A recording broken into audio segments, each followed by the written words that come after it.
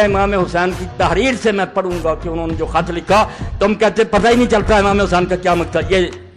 یوسف لکھتا ہے، اور پتہ تو تب چلے جب آپ کے خطبے اور آپ کے خط پڑھے، جب آپ نے پڑھنا ہی نہیں تو آپ کو پتہ کیا چل رہا۔ امام نے اپنے خطوں میں لکھا کہ لوگوں ایک ہی اصولی بات ہے، نہ میں اپنے نانا کی گدی چاہتا ہوں نہ تخت کی ضرورت ہے، امام مسلمانوں کا سربراہ صرف ہو سکتا ہے جو اللہ کی کتاب پر عمل کرے، رسول اللہ کی سنت کو جاری کرے اور اس کی اپنی زندگی بھی خدا رسول کی مرضی کے مطابق ہو، نل امام سوائے اس کے کوئی امام نہیں۔ اور جھگڑا تو یہ تھا، اور حضور کی یہ حدیثیں ہیں، یہ ملا کہتے ہیں جو بندی حدیث کی غلط ہیں، میں صحیح حدیثوں سے ثابت کروں گا، اور سلسلہ الحدیث سے صحیح میں ساری اکٹھی کر دی ہیں سندوں کے ساتھ کہ واقعی حضور نے مروان اور اس کے بیٹوں پر لعنت کی۔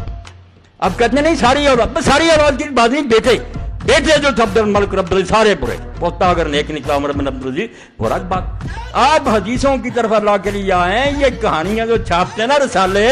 چھوڑ دیں۔